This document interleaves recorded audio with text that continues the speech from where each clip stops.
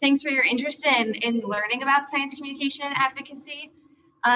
We're excited to put on this workshop and help train the scientists how to effectively communicate their research and advocate for what interests them. I just want to say thanks to UNC-SPAG for helping to put this on, as well as Alex Sane with NC State SciPol PAC. This has been a really collaborative effort, and we've enjoyed putting on each of these events this year.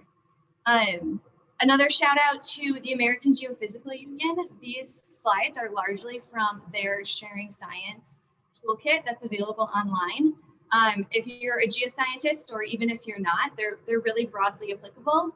And so I would highly recommend checking out some of the science communication and advocacy toolkits that they have available online. With that, we'll go ahead and get started. We're going to do a little bit of a background on science communication. It's really the backbone of advocacy. And so we'll go over the basics before we get into the specifics of actually preparing for a legislative meeting. And one of the first things that we want to consider when preparing for science communication or science policy is to think about our goals. So why are you getting involved? What do you hope to accomplish? And so I'd love to kind of get everybody started interacting, to go ahead and drop in the chat what brought you to this today? What are your interests and your goals for communication or advocacy?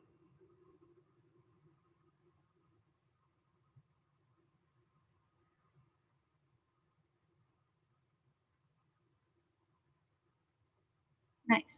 We have some field-specific policy interests related to drug policy,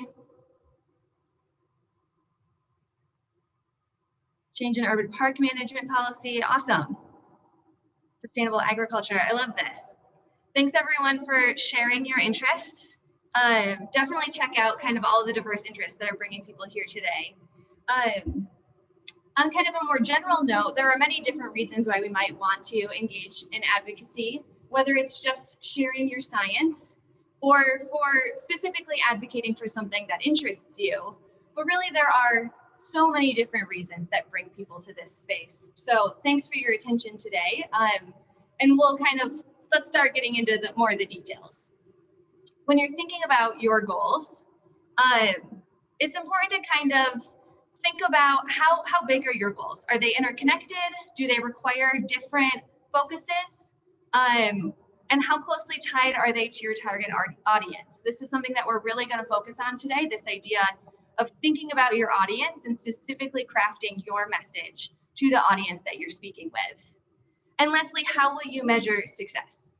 So in the end, starting to think about these ideas are really important, because successful communication is really about the connection that you create, starting from a place of common ground and moving forward from there.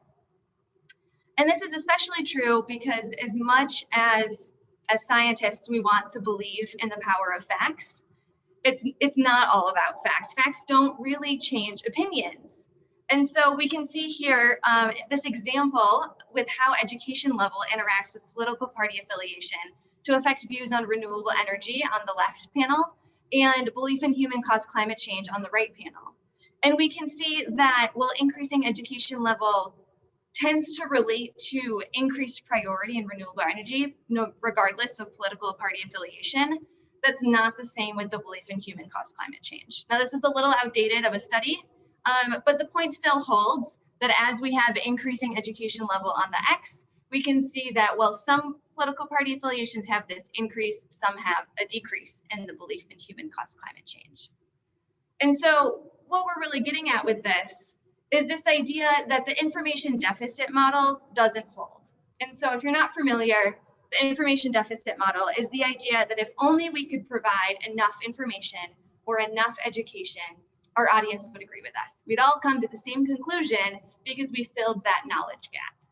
But this idea has actually been proven ineffective in both science communication and in public policy over and over again.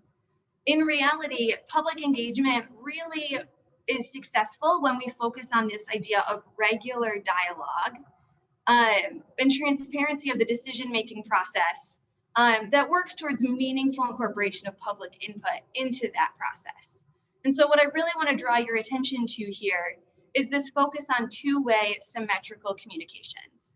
So this means that both you as a communicator and your audience have equal respect for each other and each other's opinions, and you come to some common ground in order to meaningfully make progress moving forward, working towards some goal that you both agree on and are motivated to achieve. With this in mind, I just would like to draw some attention as well to the idea that it's important to understand how your opinion as a scientist may vary from that of the public or may vary from that of your elected official. Here we have just a figure with a couple different topics and differences in public opinion and scientist opinion. We can see that climate change is one where we have a very large gap in opinion, whereas the idea that the space station has been a good investment for the US is very little. And so depending on what topic you may be talking about, you may need to put more work into finding that common ground. And these differences in opinions, you know, they may be rooted in trust in science or difference in political beliefs or a multitude of different identities. And so on the right-hand side, we have this color wheel with a number of different kind of identity markers on it. And so I just also want to urge you to reflect on how you may have any unconscious biases relating to the identity of your audience, whether it's their political beliefs or their own identity, and make sure you're doing work to unbias those thoughts in your communications so you can have a meaningful two-way conversation. Okay, so we've talked about kind of the core of science communication, why we might do it, what we need to start thinking about, but how do we do this effectively? And you may have already started to notice a theme. We're going to really spend quite a bit of time thinking about our audience. So in the context of a legislative meeting, we might be thinking about what our audience needs. And this could be, what are the needs of their constituents? What committees are they on, or what legislation are they currently reviewing? And how does your research relate to these needs? So when we're putting it all together, we want to think of what our goals are and what our audience goals are. Consider our audience's demographics, and then their values, interests, and concerns. And in the end, when we actually start engaging in this advocacy effort, we want to make sure we're framing our message in a way that matters to our audience. So putting our science in context that's important to the policymaker. And so we have just a few quick examples here. If we were studying hurricane behavior, you know, the day-to-day of that research might be a lot of nitty-gritty meteorological work, but the policymaker doesn't need to know that. A way that you could convey your work to them might be to say, research into hurricane behavior can help businesses and homeowners better secure their buildings and residences from the effects of powerful wind. So we can see here how rather than focusing on the how we do our science, we focus on the what and the why. And part of this is that we're not trying to convince our audience or the policymaker of anything. We're instead presenting it in a context that's important to them. So some research topics are very applied, and it might be very easy to come to some conclusion of why it's important to a policymaker. Other research, you might feel like I do very basic research, basic science research, or I don't see the like application to society. And so with that, I would urge you to consider there are certain core ideas that we all care about, whether it's our children's future or jobs in the economy, our national identity. These are things that have very broad agreement. And I'm sure there's ways you could tie your research or maybe science funding, if that's an advocacy route you want to go towards these core ideas. One way with basic research that I like to suggest you think about too, if you're having a hard time getting to this context that matters, is that basic research is a huge part of innovation and discovery in the US.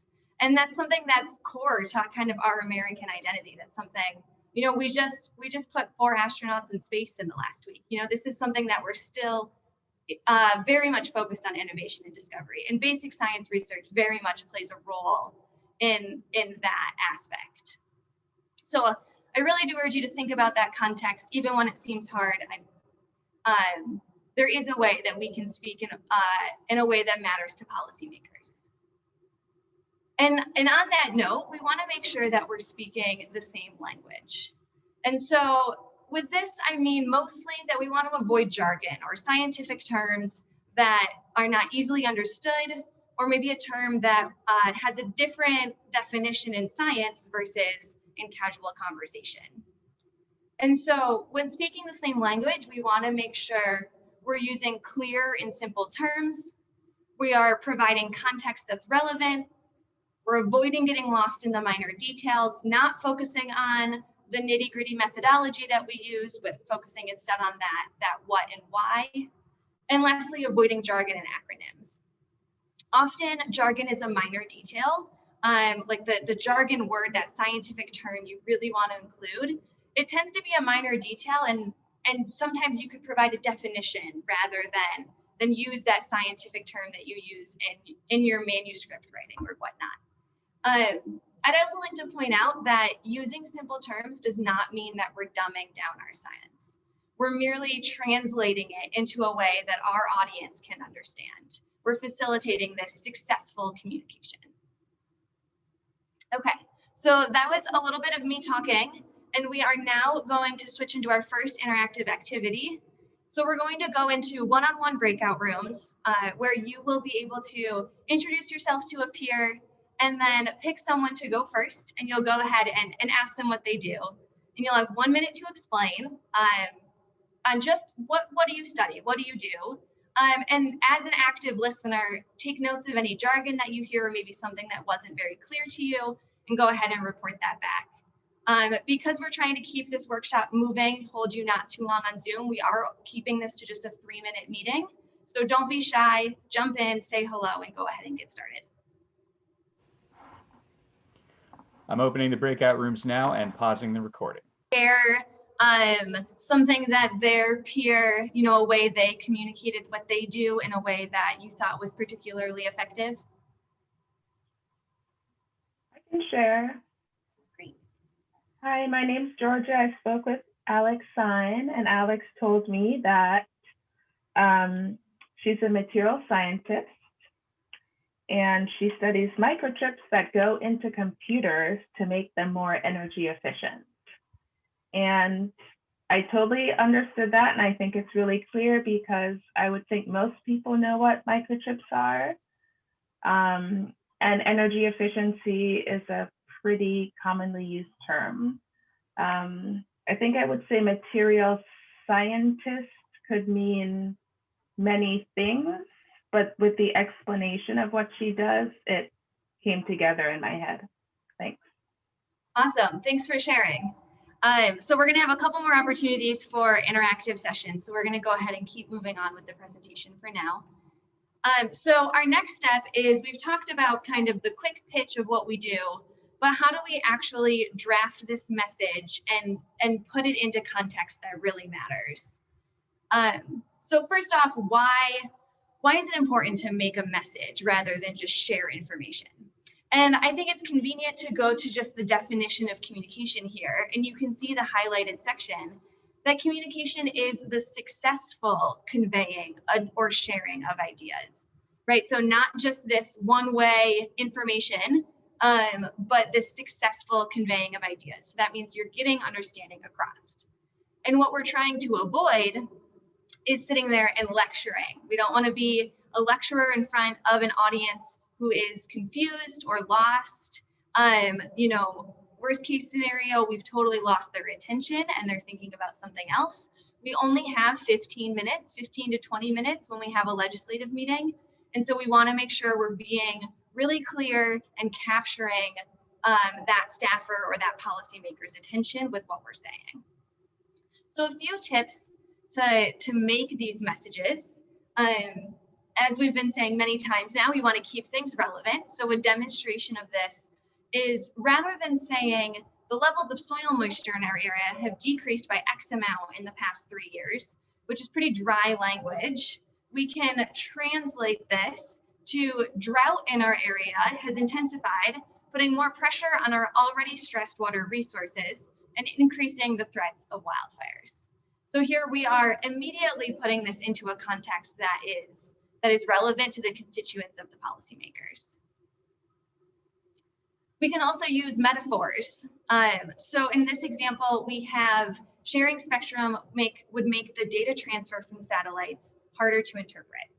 I personally don't know what sharing spectrum is, and this figure doesn't really help me understand it. But if given this metaphor, imagine looking at a map through blinds.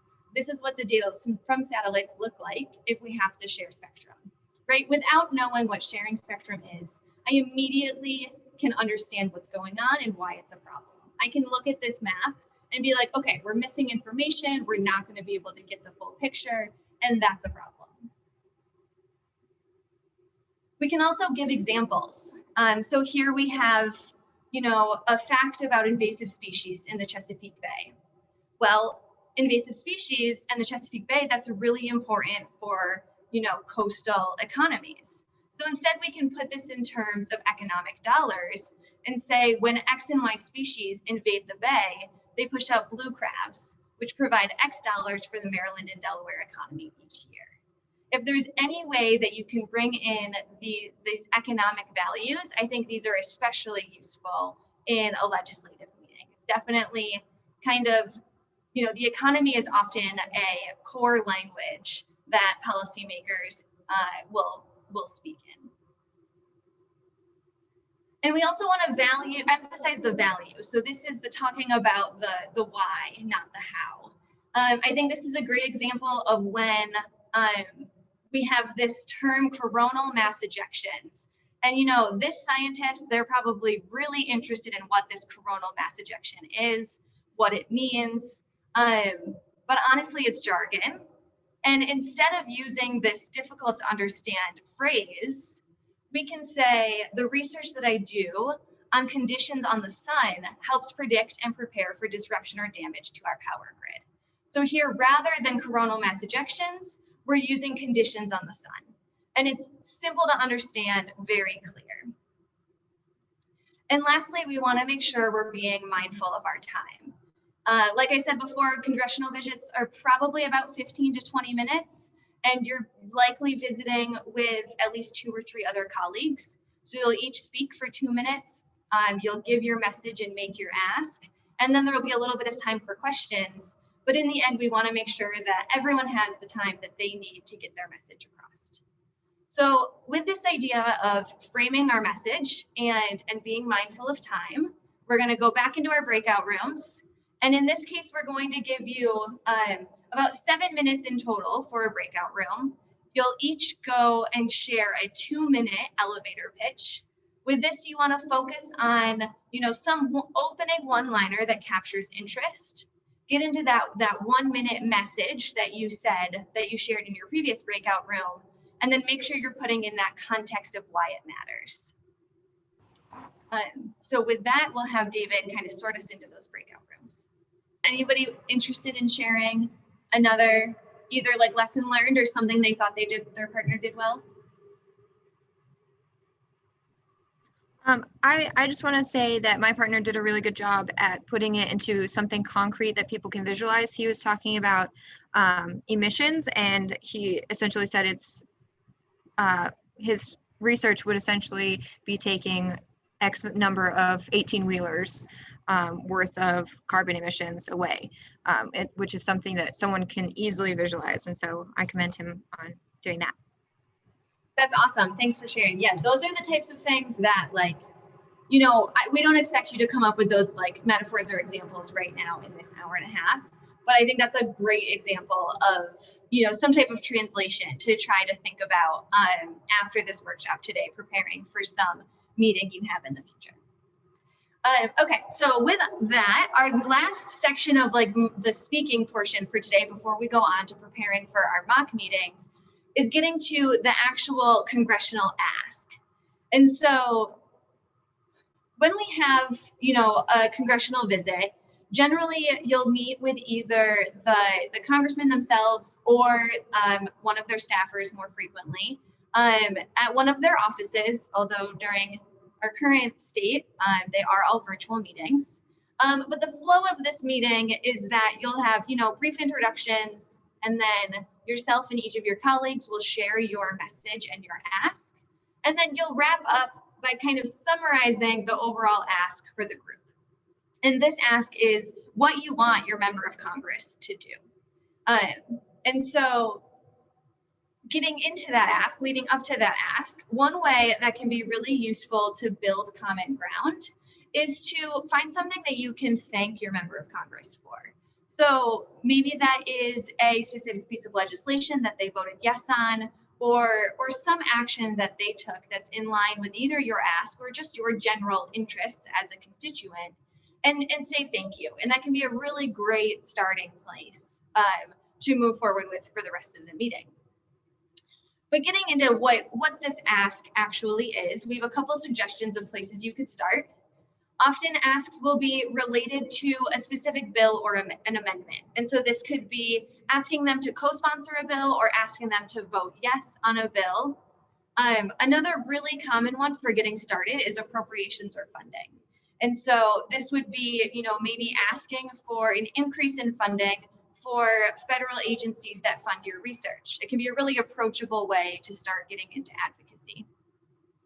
A couple other options are supporting an issue or a relationship request. And so a relationship request might be like if there's a piece of legislation that's particularly relevant to your research, you may reach out to your representative and share what your research is, how it relates to this legislation, and then offer to be a resource for them. And that is a great way to start building that relationship. You can share your knowledge and then also offer to answer any questions that may come up and be that point of contact.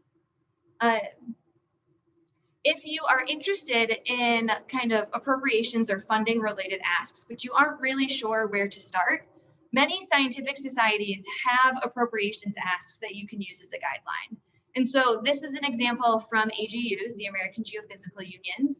And for me specifically, my lab group, we're a marine ecology lab group, and so we're often funded by NOAA.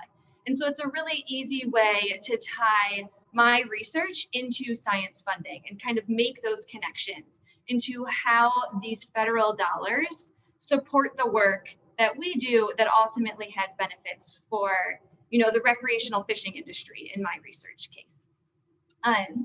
Scientific societies often also host Congressional Visits Day. So if you're interested in gaining some more training and a little bit more guidance in how to start setting up your meetings if you're new to advocacy, I highly recommend checking out any scientific societies you may be a part of. And that can be a great way to kind of test the waters of advocacy without having to go completely off on your own.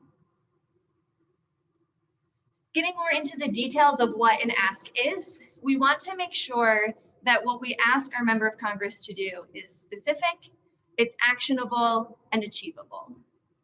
And so what this may mean is kind of easier to talk about in terms of what not to ask. So we do not want to ask something that is not in line with the office's position. So this is generally, you can find the positions of your member of Congress on their website, which we'll talk a little bit more in a moment. But if there's something that's like they're very opposed to in their strong, personal beliefs or political opinions, likely not going to be a successful ask for you. Similarly, procedurally impossible tasks. So this might be if a bill you're interested in advocating for is in committee, but your representative isn't in the committee that the bill is in, there's not much they can do at that point in time. And so that's kind of a procedurally difficult or even impossible task. And then lastly, avoiding untimely requests. And so this can be really common with appropriations. If you do want to advocate for funding, there is an appropriations process. And so if Congress just voted on a spending bill for the next funding year, it's probably not the time to make an appropriations ask. You'll miss your opportunity for that cycle, and you'll need to wait until the next funding cycle and those appropriations negotiations start again. The federal funding and the appropriation cycle is honestly a topic worthy of its own seminar. So I'm not going to get into the details here, but there are lots of information about the federal budget and the appropriation cycle online. Specifically, AAAS does have some good resources about federal science funding. And so I highly recommend, if you are interested in appropriations or funding asks, that you do a little bit more of that research on your own, so you have a basic understanding of kind of the federal funding process. All right, and so we've talked about how we, how do we message in a way that is relevant to our audience, and how do we actually prepare for that congressional visit. But to tie those two ideas together, we need to make sure that we're researching our member of Congress. And so what type of information might we want to gather? We definitely want to focus on how our work impacts the state or the district. So like I said, doing marine science work on the coasts here in North Carolina, I always try to tie my research to the coastal economy, supporting ecotourism and recreational fishing. But you may also want to look at what your legislators' values are and what their interests are. And those can be places not only to kind of tie your research to their interests, but also as a way to start finding common ground. This common ground can come from the actual policy side, whether it's what committees they're on or legislation they have supported previously, but it can also be much more casually. Maybe you grew up in the same part of the state, or you went to the same university. There's lots of different options on ways to start building a connection. To start to gather some of these informations for biography and the actual policy positions of the legislators, you can definitely look at their websites. This will be for a representative, their last name.house.gov, and for a senator, their last name.senate.gov. For their legislation and voting record, GovTrack, Congress.gov and GovTrack.us are both great resources. In those, you can track both what your member of Congress's voting record is, but also look at the status of a piece of legislation. So if there's a specific bill you're interested in advocating for, you can see if it's been voted on in the House, if it's in committee, what committee is it on? And that will help you make sure you're making an ask that is specific, actionable, and achievable. Social media can also be a great way to kind of get a feeling of what is important to your legislator, and also what is important to their constituents. And lastly, the government relations folks at your university could be especially helpful. We have a few of them joining us today from UNC-Chapel Hill to help with our mock meetings.